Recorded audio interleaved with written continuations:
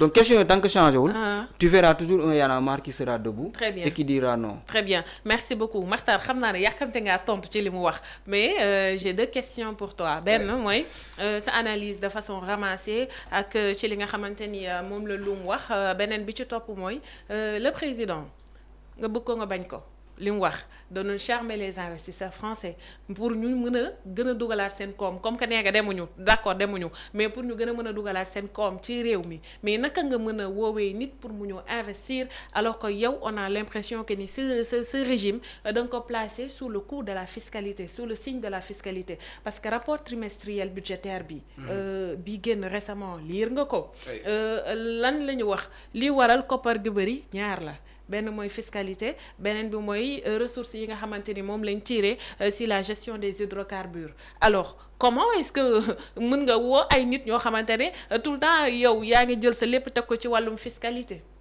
voilà merci Rougui mais nag danga may après xam naa danga may relancer sa question yi mais il faut que ma indi ay précision si Samba li mu wax première précision bi may wax mooy c'est pas Y'en a marre qui a la primauté de tous les combats dafa mel ni moom Y'en a marre lu baax yëpp moo koy proposé après nañu ñëw nag ànd nañ seeg yow.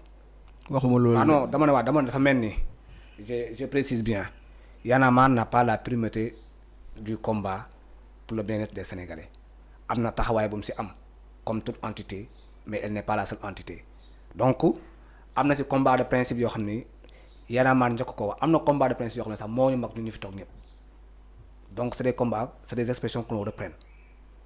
jamono bu nekk ante yu nekk ku si nekk la la intéressé ak na nga koy doxalee am na si loo jàpp lu koy doxal donc Y'en a marre juddu na am na apport bu mu am bu considérable en 2011 pour xeex contre la troisième candidature du président Wade. mais man tey question bi may laaj lum mooy est-ce que Y'en a marre bi nekkoon en 2011 quelle est actuellement l'évaluation du nouveau départ parce que Y'en a marre dafa dépassé woon cadre.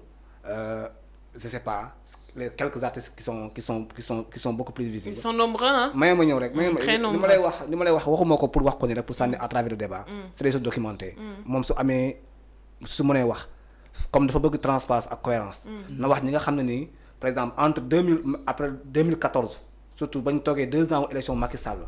ak 2024. quels sont les gens qui ont quitté la navire. parce qu'ils ne partageaient plus l'orientation par exemple moo wax benn affaire mi ngi wax affaire RTS. ça c'est naturel. mais ma ñëw rek affaire RTS c'est Racine Talla qui était là-bas.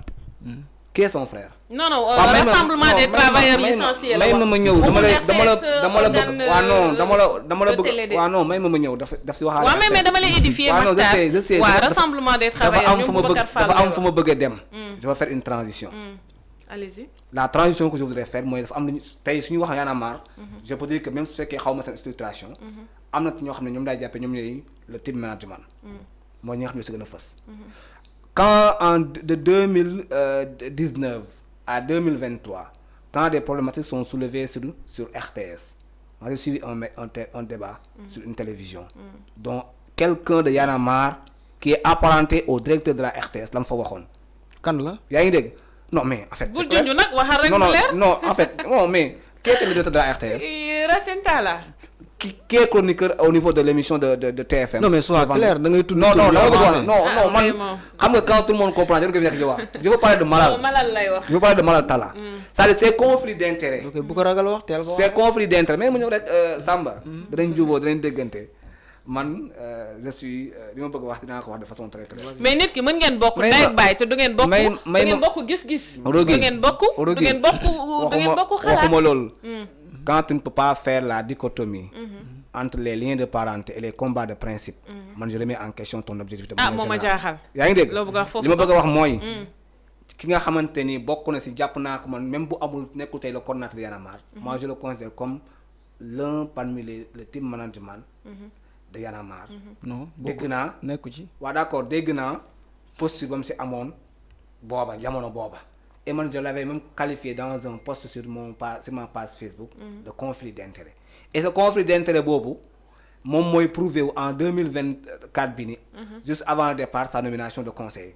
aucun critère de choix n'a été défini mënuñu wax sur quelle base quels sont les critères qui ont été préétablis qui a permis sa désignation un représentant des artistes. ah oui. y en a combien d'artistes non. waaw mais xanaa loolu léegi la. may ma ñëw xanaa loolu léegi ngeen ko mën a wax Yanama. may ma ñëw comme xam nga Samba nag je vous ai écouté presque 10 minutes. Rougui xam nga Samba déglu na presque 20 minutes wala 10 minutes mu ngi wax. waaw parce que yaa jiitu ci kàddu gi. léegi man tamit dama bëgg ngeen may ma bu ngeen ma daggee. déjà dama posé question bu yoo xam ne jàpp ma lépp ndax bindu ma. mais dama bëgg terminer précision si Y'en a marre. soog ñëw sa question yi. donc li ma bëgg wax mooy Y'en a marre man la perception bi am si Y'en a marre est-ce que man j'ai fait en 2011 je pense 2011 yaa ngi dégg. j'ai fait la demande pour jënd carte Y'en a marre finalement je l'avais pas fait yaa ngi dégg.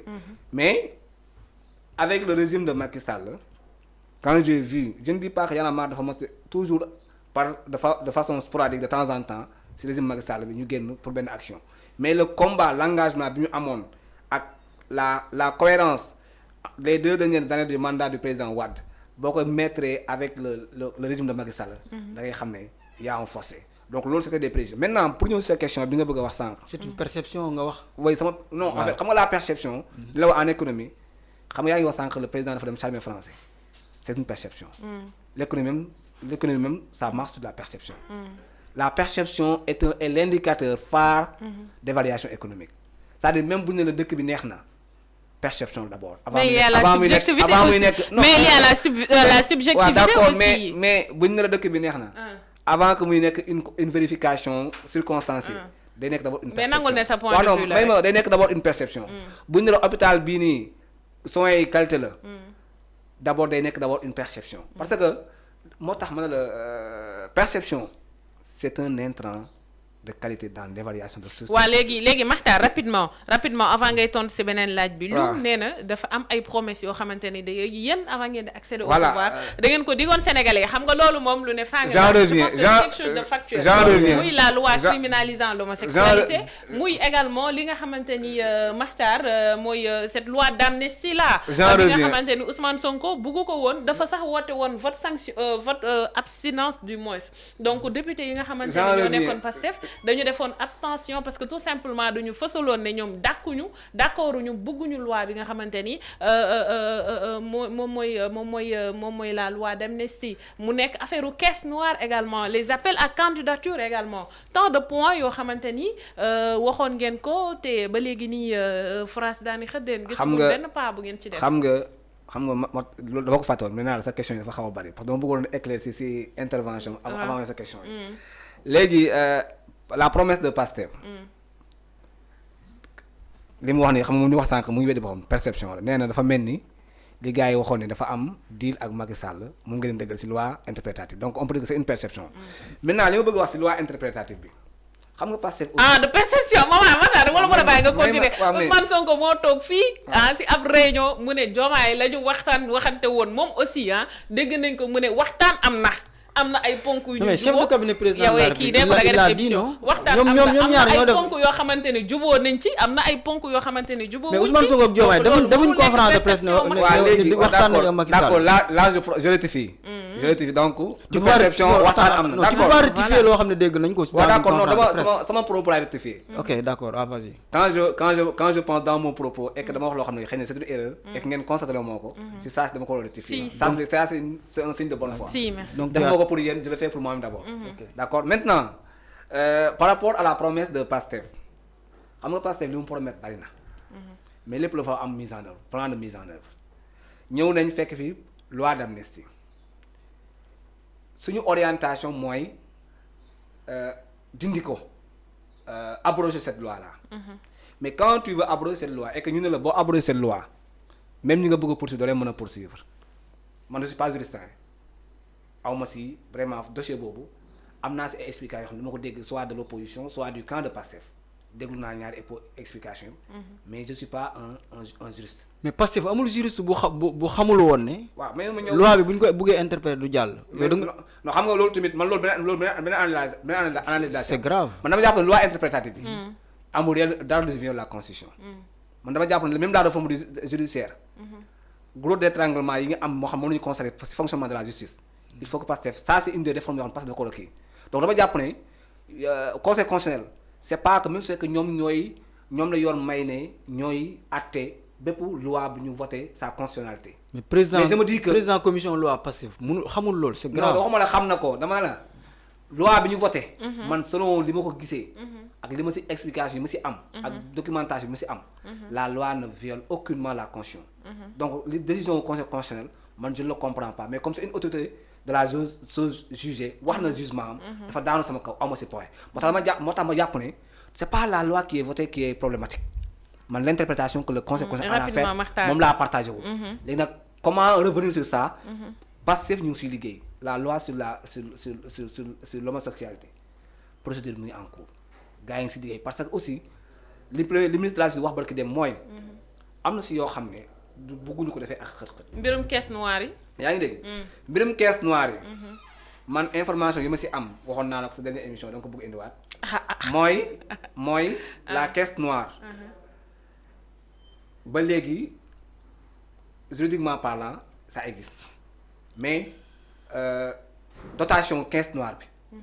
c'est revu loolu aw ma si nag élément matériel de vérification. discours laa si am man Pastef laa bokk mais bul jàpp naa fi wax loo xamante ni dama koy wax rek pour bëgg wax en l'émission lépp loo xam ne dañ ma ko wax nii.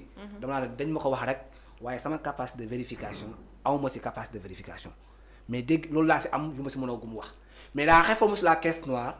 wax bokk na si ponk yu ñu waxtaanee si ba ñuy def dialogue sur la justice.